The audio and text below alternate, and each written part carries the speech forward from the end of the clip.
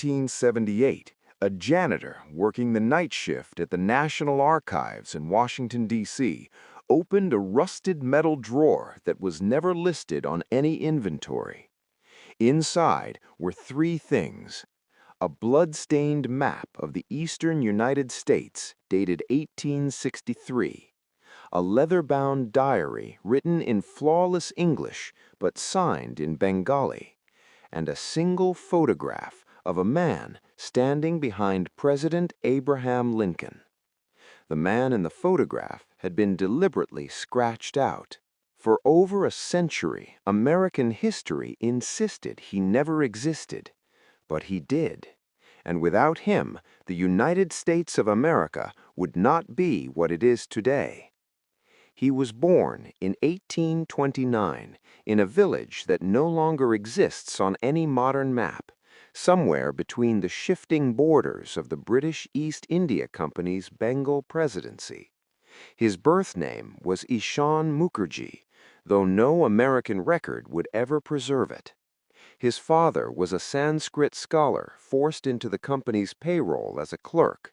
His mother died during the famine of 1833, one of millions swallowed by imperial mismanagement. From an early age, Ishan learned a brutal lesson. Empires did not conquer lands with armies alone. They conquered them with paperwork, silence, and selective memory. By the age of 12, he spoke Bengali, Persian, Arabic, and English. By 16, he was translating legal contracts for British officers who never once asked how a brown boy could understand the language of their law better than they did. In 1848, a document crossed his desk that would change his life forever. It detailed a private trade agreement between British agents and American industrialists. Cotton, weapons, and slave-produced goods moving through unofficial channels. Ishan realized something terrifying and illuminating at the same time. America, the land spoken of as free, was already entangled in the same moral rot as the empire that ruled his homeland. That same year, he disappeared. Official British records state Ishan drowned during a monsoon while traveling along the Hooghly River. No body was recovered, no funeral held. The truth was far stranger. Using forged shipping papers, ironically drafted by Ishan himself, he boarded an American merchant vessel in Calcutta under the name Elias Moore, listed as a translator's assistant. The ship nearly sank twice before reaching Boston Harbor in 1850. Cholera killed 14 passengers. Ishan survived by nursing sailors using herbal knowledge passed down from his grandmother, earning their loyalty and silence. When he stepped onto American soil, barefoot and unknown, no one recorded the moment. History almost missed him entirely. Almost. America in 1850 was not a unified nation. It was a ticking wound. Slavery, industrial greed, and political hypocrisy sat beneath the surface like buried explosives. Ishan saw it immediately. Where others saw opportunity, he saw patterns, echoes of empire he had already lived under. He worked first as a dock laborer, then as a clerk, then as a newspaper typesetter in New York. He read everything. He listened more than he spoke. He learned that America's greatest weapon was not its guns, but its narrative, the story it told itself. And Ishan decided to change that story from the shadows. By 1856, under yet another name, Isaac Moore, he had infiltrated abolitionist circles, not as a speaker, but as a strategist. He wrote anonymous pamphlets. He edited speeches. He rewrote letters that would be read aloud in Congress, sharpening arguments, stripping away sentimentality, replacing it with undeniable logic. Several of Abraham Lincoln's early anti-slavery arguments bear stylistic fingerprints historians still cannot explain. They were Ishan's.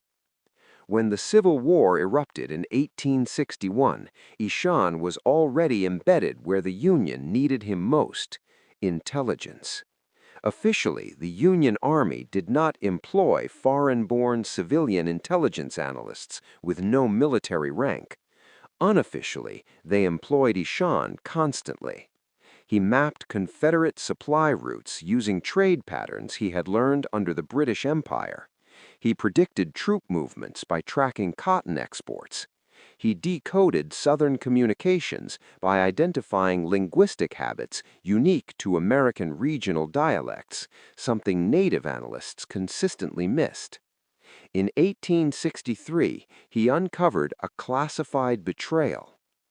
British financiers were secretly backing Confederate logistics through intermediaries in Canada. The same empire that had starved his mother was now willing to fracture America to preserve cotton profits. Ishan personally delivered this intelligence to a senior Union official. 3 weeks later, Abraham Lincoln quietly canceled a diplomatic engagement with British envoys. History books say it was due to scheduling conflicts. It was not. Ishan met Lincoln only once. There is no official record of the meeting, no transcript, no note in Lincoln's diary. But a single sentence scribbled on a scrap of paper found decades later among Ishan's effects reads, "He listened without interruption. That alone made him dangerous." After the Battle of Gettysburg, Ishan disappeared again. Union records list him as killed in action, though no battlefield claims him. Confederate records list him as unknown foreign spy. British intelligence classified him as neutralized, without explanation. In truth, Ishan had been reassigned. America was about to enter a new war, one not fought with cannons, but with capital: Wall Street. The Panic of 1873 nearly collapsed the American economy. Railroads failed, banks imploded, millions lost everything. Official narratives blame speculation and overexpansion. The classified documents tell a different story: foreign capital manipulation, coordinated withdrawals, deliberate destabilization. Ishan, now operating as E.M. Moore, advised a small circle of Treasury officials on counter-strategies drawn directly from British colonial financial playbooks. He knew exactly how empires bled colonies dry, and he knew how to stop it. Several emergency financial measures attributed to American innovation were in fact adaptations of colonial resistance tactics Ishan had learned decades earlier. America survived.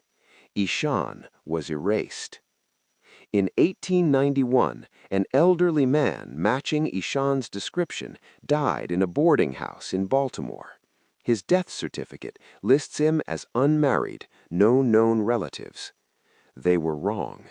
He left behind a locked trunk. Inside were letters, maps, coded journals, and a single request written in precise English. If this country is to remain free, it must one day be honest about who helped build it. That honesty never came. Instead, his name was removed from archives, his photograph scratched out, his existence classified under a designation that would not be declassified until 1978. By then, no one was looking, except a janitor.